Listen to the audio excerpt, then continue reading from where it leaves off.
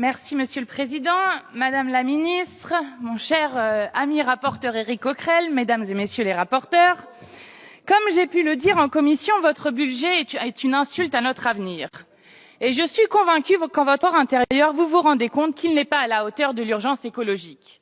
Près de 5000 postes supprimés dans votre ministère d'ici 2022. Votre gouvernement a le sens des priorités.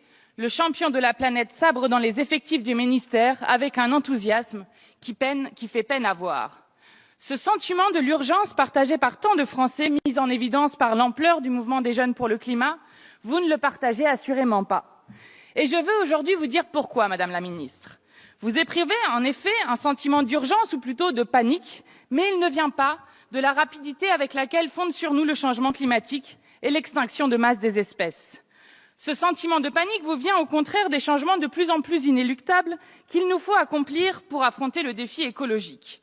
Vous avez peur de changer le régime de propriété pour que celle-ci ne soit pas un quitus accordé à quiconque se sent en droit de détruire nos conditions d'existence. Vous avez peur de mettre des limites à la liberté d'entreprendre que vous adorez tant lorsqu'elle sert les plus gros actionnaires. Vous avez peur, enfin, de redonner à la puissance publique une centralité nécessaire avec un plan d'investissement massif dans les énergies renouvelables et la recherche. Vous avez peur de penser au long terme, de produire un plan de passage aux 100% énergie renouvelable, de réduction de la consommation, d'isolation massive des logements. Vous avez peur du monde qui vient. Votre nouveau monde, argument de vente au service de la boutique macroniste, n'existe que dans les esprits étriqués d'une petite bourgeoisie apeurée, braquée sur elle-même et qui préfère fermer les yeux sur vos atteintes aux libertés publiques plutôt que d'accepter la nécessité de transformation profonde de nos sociétés. Les affaires ne se feront plus jamais comme avant. Voici l'enseignement premier pour quiconque commence à s'intéresser à la crise écologique. Les responsables sont connus et vous continuez à les soutenir sans honte. Les empoisonneurs de Bayer Monsanto peuvent dormir tranquilles avec vous. Les destructeurs de Total peuvent sévir en paix avec votre bénédiction et même vos subventions aux énergies fossiles. Les bétonneurs de Vinci, Bouygues et Eiffage peuvent continuer à détruire de plus en plus de terres arables en exploitant parfois, sans vergogne, des travailleurs détachés. Tous ces intérêts que vous soutenez nous volent notre avenir. Ne croyez pas que nous ne vous laisserons continuer ainsi.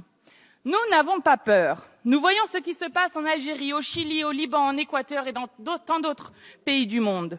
Les peuples sont décidés à se lever contre les oligarchies qui les écrasent. Croyez-moi, Madame la Ministre, voici l'une de nos plus belles raisons d'espérer. Un pouvoir populaire fondé sur les intérêts de la majorité sociale d'un pays sera un pouvoir écologique. Nous sommes le mouvement de cet espoir, la possibilité pour le peuple tout entier de se saisir de la question écologique. Il faut enfin organiser la planification écologique. Votre politique n'est clairement pas à la hauteur des enjeux.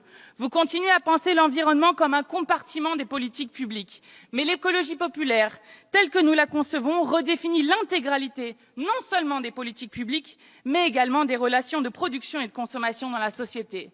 Organiser l'ensemble de l'agriculture pour la transition à l'agriculture paysanne et écologique, généraliser les circuits courts, cesser la folie du libre-échange qui ne cesse de produire des émissions de gaz à effet de serre, telles sont les lignes directrices qui devraient animer une action politique véritablement écologiste.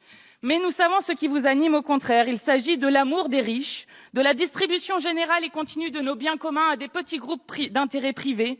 Voici le cœur de votre action. Et laissez-moi vous dire qu'un tel principe d'action générale est évidemment incompatible avec l'écologie. Il n'est pas possible de vénérer la concentration des richesses et de répondre à l'urgence écologique. J'espère que vous vivez assez mal cette contradiction patente et navrante tant elle saute aux yeux.